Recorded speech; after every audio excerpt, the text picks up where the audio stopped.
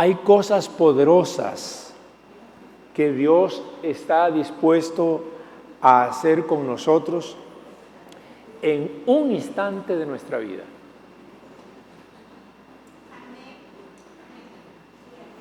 Hay cosas grandes que Dios está dispuesto a hacer en un instante de nuestra vida.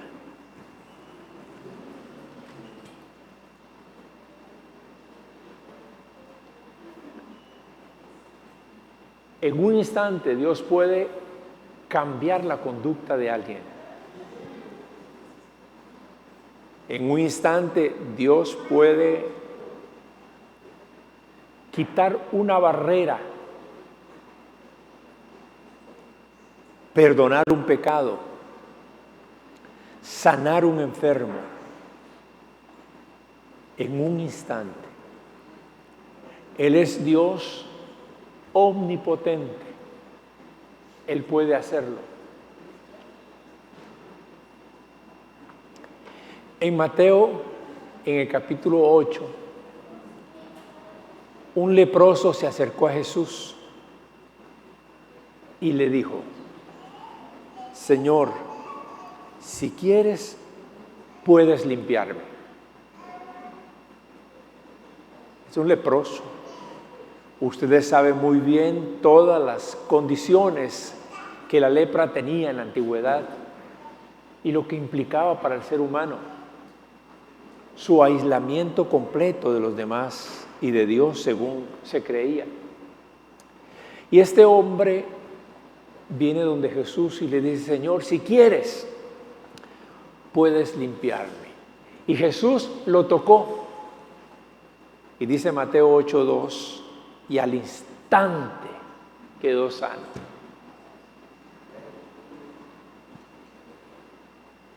Al instante quedó sano. Pasando Jesús por Jericó, 2 ciegos le gritaron: Señor, Hijo de David, ten compasión de nosotros. Mateo 20:30. Jesús les tocó los ojos y al instante recobraron la vista y lo siguieron, dice el texto bíblico. En un instante.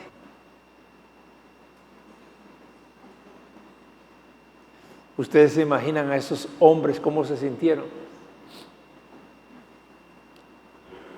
Fueron a pedir la compasión de Jesús y Él nada más les tocó sus ojos y al instante recobraron la vista y le siguieron. Una mujer había padecido 12 años de flujos, de hemorragias, y cuando se dio cuenta que Jesús pasaba por su ciudad, ella se atrevió a tocar el borde del manto del Señor con la fe de que algo sucediera. Y dice Mateo 5:29, y al instante cesó su hemorragia y quedó libre de su aflicción. En un instante.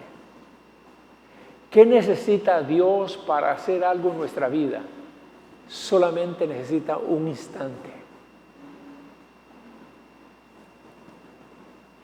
En Juan, el capítulo 5, el texto que esta mañana va a traer nuestra atención, tenemos el caso de un hombre que tenía 38 años de padecer de invalidez.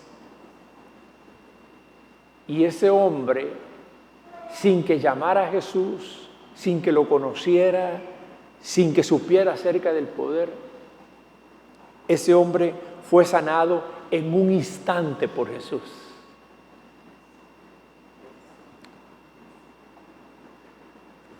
Y concluyo yo, con Dios las cosas que nos dañan pueden cambiar en un instante.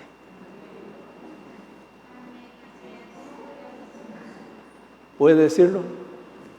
Con Dios las cosas que nos dañan pueden cambiar en un instante. Y yo tengo fe en eso. Yo le creo al Señor.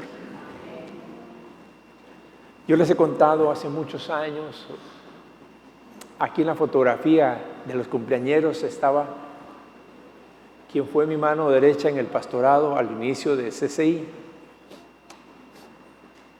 Y él se le formó una pelota dura en la mano. La tenía allí, se le notaba bastante. Y estábamos en un momento de oración. Él puso ese día, un lunes, su mano sobre la pelota dura que tenía. Yo vi que él la estaba haciendo y de pronto la pelota comenzó ante nuestros ojos a desaparecer hasta dejar completamente el brazo normal. Miguel Quesada.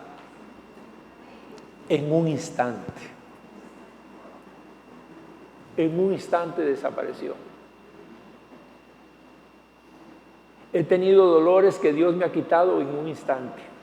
Y he tenido problemas que Dios ha resuelto en un instante. Hay cosas en las que Dios se toma su tiempo para operar, para hacer cambios. Hay cosas en las que Dios hace eso. Pero no descartemos la manifestación instantánea del poder de Dios. No lo descartemos, que Dios puede hacer cosas poderosas en un instante.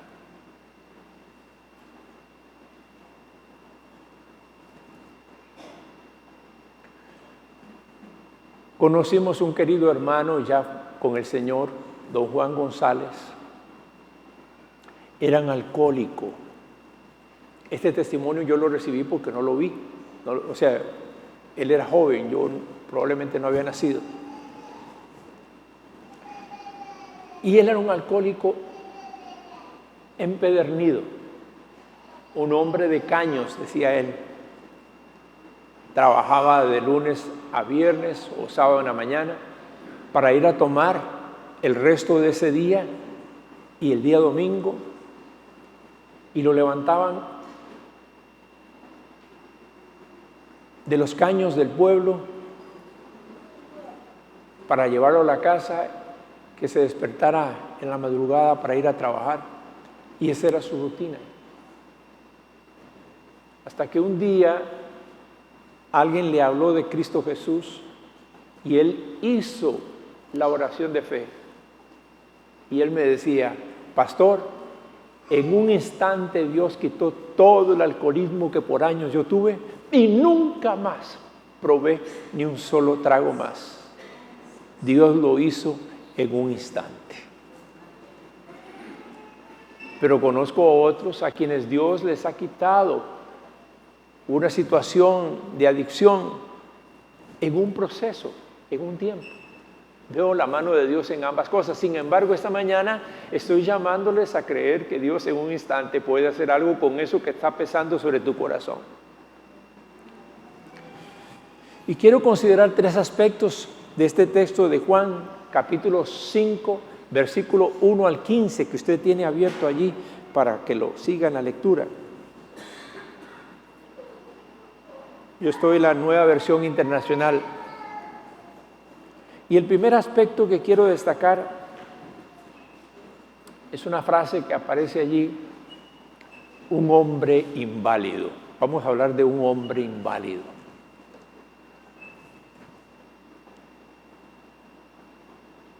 Leo los primeros 7 versículos, usted me sigue allí.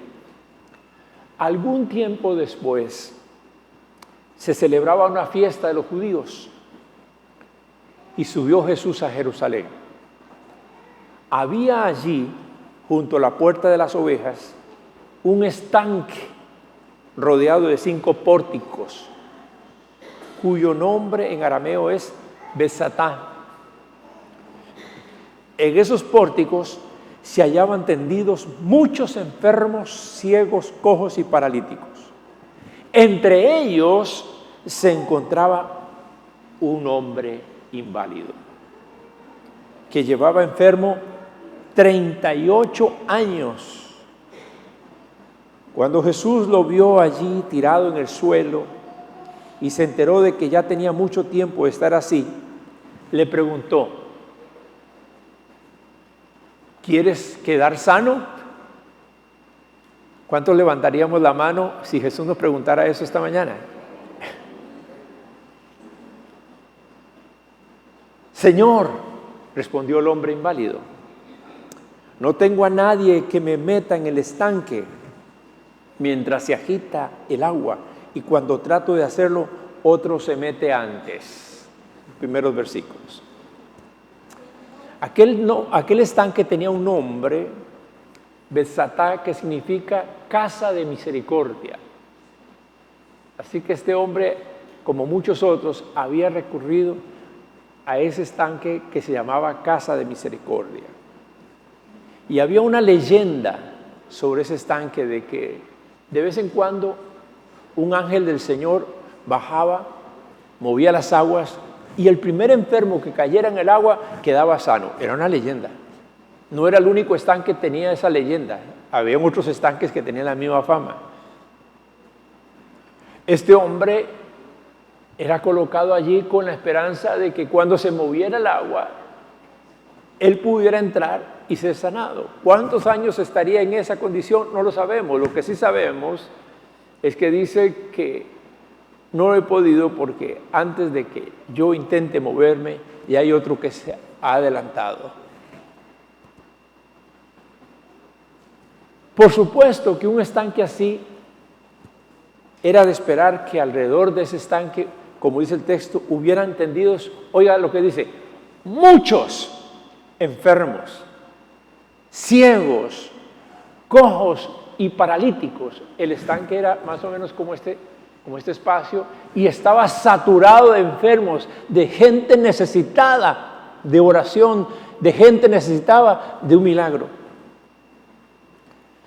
Entre toda esa masa de enfermos había uno a quien el Evangelio lo identifica como un hombre inválido, un hombre que no podía moverse por sí mismo.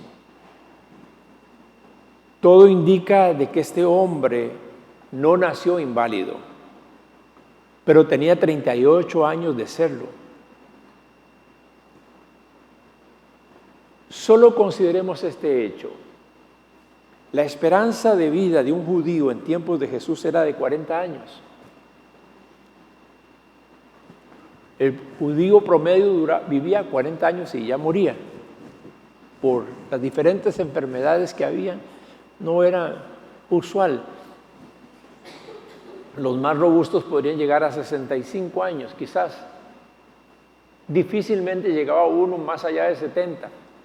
Pero los 40 años. Así que imagínese usted que este hombre comenzó su invalidez cuando él era un niño o un jovencito y que quizás le quedaba poco tiempo de vida. El versículo 7 nos da un dato importante. Señor, no tengo a nadie que me meta en el estanque. Lo cual indica que este es un hombre solitario, que probablemente algún pariente o alguna persona de buen corazón lo lograba traer al estanque y lo ponía allí y ahí lo dejaba. Y no sabemos cuánto tiempo él podía quedarse allí, quizás días, quizás semanas, porque no tenía quien lo moviera. Y el versículo 6 dice una frase que es para mí impactante, dice, estaba tirado en el suelo, que significa como un estado de abandono. Este hombre inválido, si me lo permiten, representa a la persona que por largo tiempo carga con una condición que la limita y la lastima, pero mantiene la esperanza de que un día podría sucederle algo bueno que la haga victoriosa sobre su mal. Creo que lo puse en pantalla el texto. Quiero que lo lea conmigo, despacio. Este hombre inválido representa a la persona que por largo tiempo carga con una condición que la limita y la lastima, pero mantiene la esperanza de que un día podría sucederle algo bueno que la haga victoriosa sobre su mal. Una condición que la limita no necesariamente es una condición física, puede ser emocional, puede ser mental, puede ser financiera, puede ser social. Hermanos, casi 1 millón de personas en Costa Rica tienen una condición de deficiencia física, mental o sensorial que las limita de algún modo para vivir bien. Es decir, casi 1 millón de personas en 5,5 millones tienen condiciones de alguna minusvalía, ya sea por factores físicos, ya sea por factores mentales o sensoriales. Esto es un porcentaje muy alto. Y no estoy hablando de todos los que tienen grandes limitaciones de carácter puramente emocional y espiritual. Y me pregunto frente a este millón de personas, ¿tiene Dios algún mensaje de esperanza para quienes viven en estas condiciones? La esperanza es que un día llegue Jesús al estanque de tu vida y suceda lo que dice el verso 6, porque el verso 6 es clave en este texto. Ahí estaba el hombre, una multitud de enfermos. Jesús entró allí, él subió a Jerusalén, no fue a cualquier lado, se fue al estanque de Betel. Y dice, cuando Jesús lo vio allí, Señor Jesús, en esta mañana yo te pido que me vuelvas a ver, que se diga de mí que cuando Jesús lo vio allí,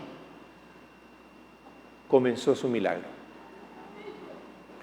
Basta que seamos vistos por el Señor para que algo poderoso acontezca en un instante. Esto nos conduce a los versículos 8 al 13 que leo para ustedes. Levántate, recoge tu camilla y anda, le contestó Jesús. ¿Qué le dijo Jesús? Levántate, recoge tu camilla y anda. Y al instante, ¿cuándo? Aquel hombre quedó sano. Así que tomó su camilla y echó a andar, pero ese día era sábado. Por eso los judíos le dijeron al que había sido sanado, no falta un domingo 7, mis hermanos. Hoy es sábado, no está permitido cargar tu camilla.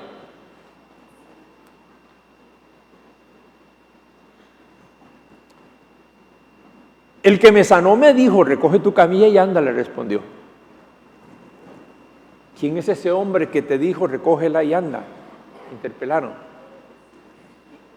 Y el que había sido sanado no tenía idea de quién era, porque Jesús se había escabullido entre la mucha gente que había en el lugar, así que no sabía de quién se trataba.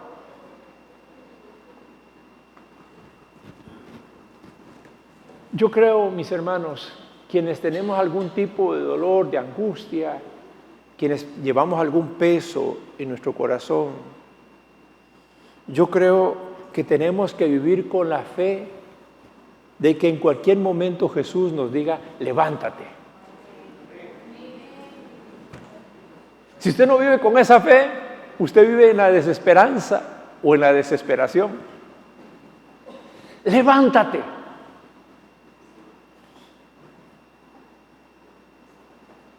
Esto significa que la persona que recibe la palabra levántate es una persona que vive en postración. ¿Cómo lo dije? Postración. El hombre estaba tirado en el suelo. Y la palabra postración se refiere a un estado de extrema debilidad física. ¿Les ha pasado a ustedes que algún día se sintieron tan débiles que no tenían ni voluntad de mover una mano?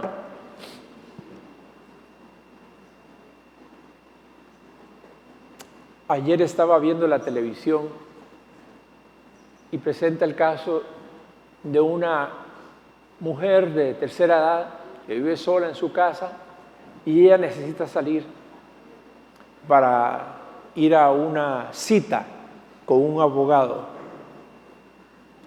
Entonces ella quiere vestir sus mejores galas y recuerda que en el armario arriba tiene un bolso que le va muy bien con su vestido. Entonces ella pone una banquetilla o algo por ahí, se sube y comienza a tratar de alcanzar el bolso, y en lo que va a alcanzar el bolso y lo va a sacar, la banquetilla se dobla, ella cae y queda en el suelo, pero vive sola y no tiene quien le ayude.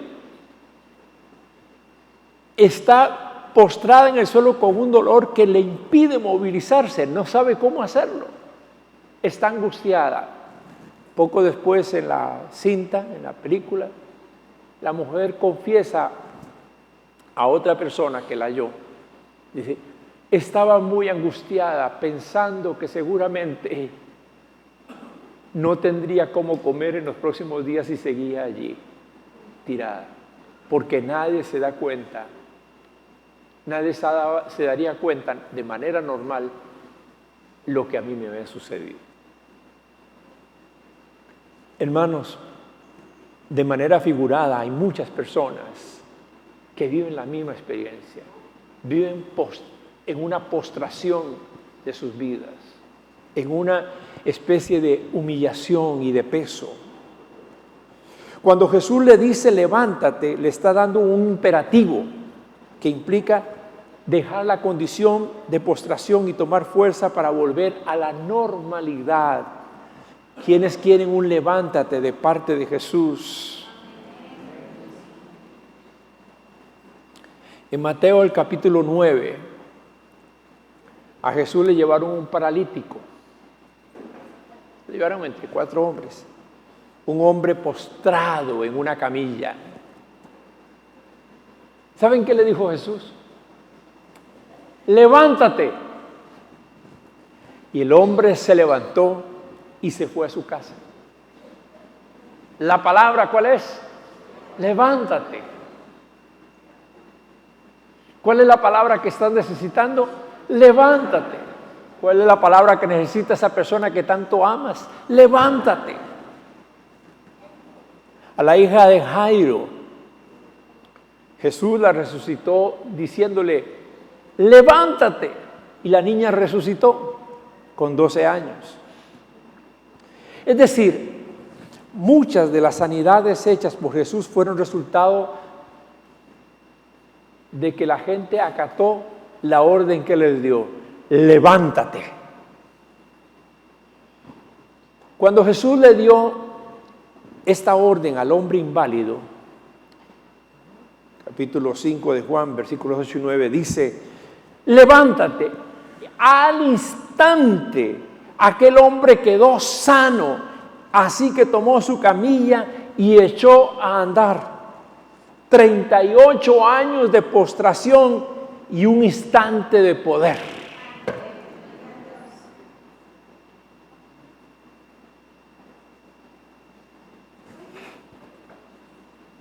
¿Cuántos años de postración puedes tener? Pero hay un instante de poder. En un instante Dios lo hizo.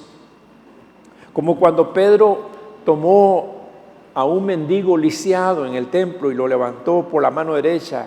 Hechos 3:7 dice que le dijo, levántate Al instante, dice el texto, los pies y los tobillos del hombre cobraron fuerza. Amados, ¿se dan cuenta que hay una palabra poderosa que se llama levántate, que hace cosas al instante? Pablo en Hechos capítulo 9, versículo 18, fue visitado por Ananías, alguien que Dios le envió. Recobró la vista al instante. Eneas fue un paralítico que escuchó a Pedro decirle, levántate. En Hechos 9:34, Pedro le dijo, levántate. Y al instante se levantó. Es decir, ¿cómo es que la Escritura pone dos palabras en una misma oración? Levántate y al instante. Hoy mismo, te lo digo en el nombre del Señor, como tu pastor y tu hermano en Cristo, hoy mismo tú puedes ser el próximo en la lista de los instantes de Dios. Solo tienes que escuchar a Dios que te diga, levántate, y Él lo va a hacer. Quizás no se trata de algo físico, quizás se trata de algo espiritual o de algo emocional. Tal vez se trata de una relación mal llevada. Hay un levántate de Dios para cada situación difícil que el ser humano tiene. Y hay en el corazón del hombre y de la mujer la suficiente fe para creer que en un instante Dios puede hacerlo. El tercer aspecto está en los versículos 14 y 15, cuando Jesús le dice a aquel hombre, no vuelvas a pecar. Leo los versículos 14 y 15. Después de esto, lo encontró Jesús en el templo y le dijo, mira, ya has quedado sano, no vuelvas a pecar, no sea que te ocurra algo peor. El hombre se fue e informó a los judíos que Jesús era quien lo había sanado. Como decimos por aquí, fue y lo sapió.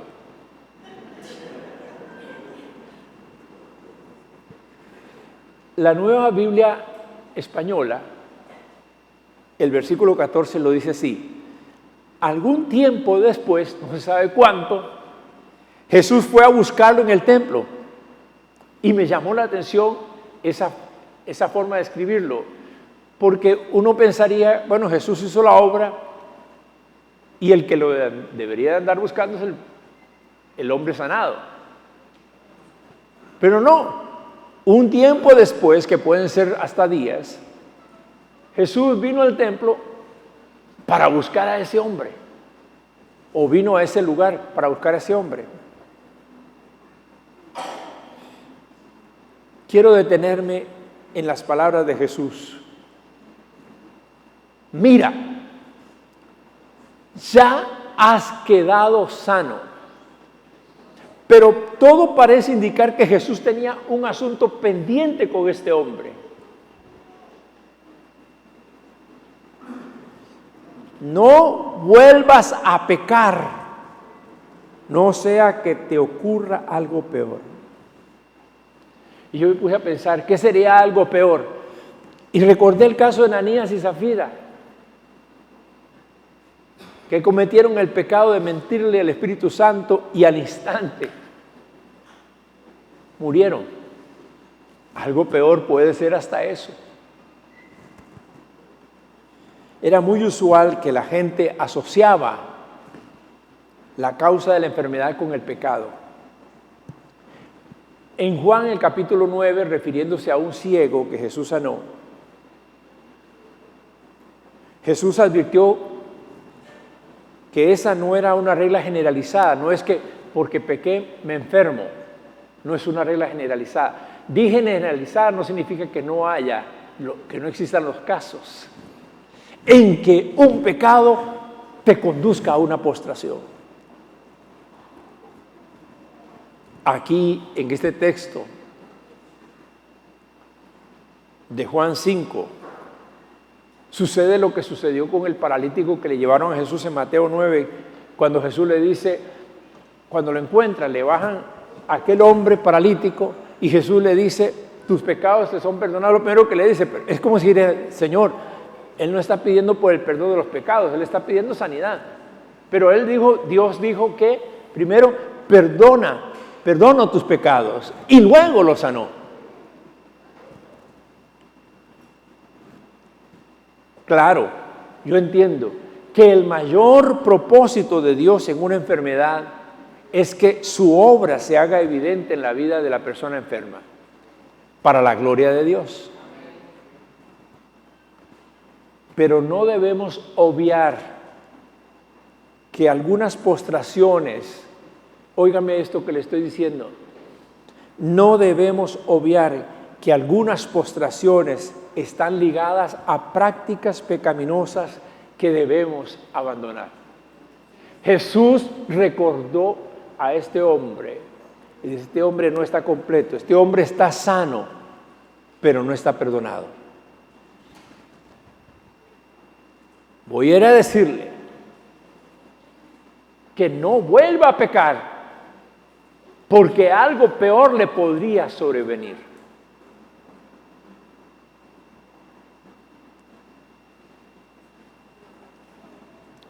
El perdón precede a la sanidad. Hermanos, este texto me llamó mucho la atención, porque creo, hermanos, y he dedicado el domingo anterior y a este tipo de énfasis, creo que hay entre nosotros personas que llevan pesos por largo tiempo, a quienes Dios en esta mañana les dice, levántate.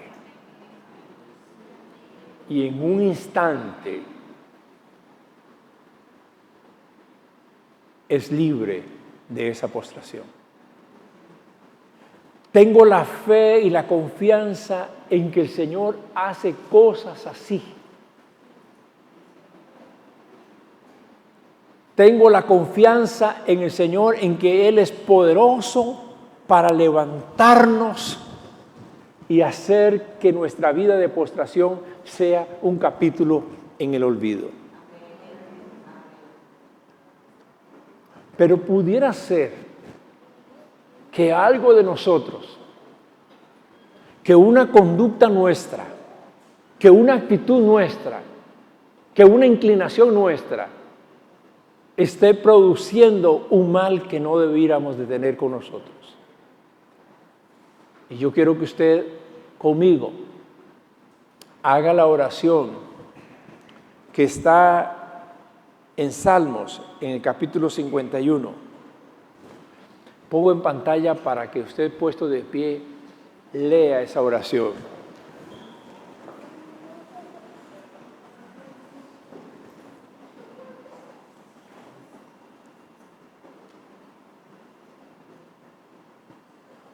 Salmo 51,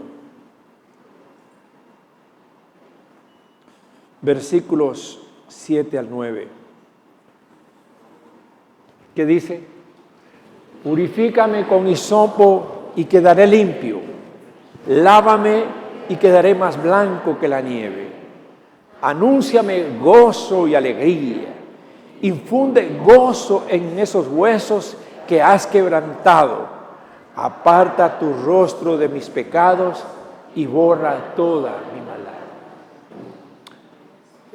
¿Sabe lo que el salmista está diciendo? Él está diciendo, dame el perdón que haga que mis huesos sean restablecidos. ¿Hay alguien acá que esta mañana necesite hacer esta oración suya? Puede ser enfermedad. Puede ser tribulación financiera, puede ser problemas de familia, puede ser cualquier circunstancia. Todo aquello que te postre, todo aquello que te humille, todo aquello que te haga perder el gozo, todo aquello que te haga doler tus huesos, cualquier cosa que sea. Dile al Señor: Señor, quiero que pases al estanque de mi vida y me mires. Y que más allá de mi fe, tú hagas, oh Dios, que la palabra levántate sea eco en mi corazón. Y que esa palabra, Señor, al instante me libere de esta carga que me oprime o que me duele o que me humilla.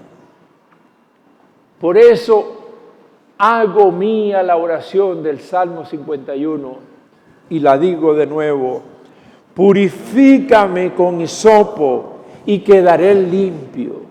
Lávame y quedaré más blanco que la nieve. Anúnciame gozo y alegría. Infunde gozo en estos huesos que has quebrantado. Aparta tu rostro de mis pecados y borra toda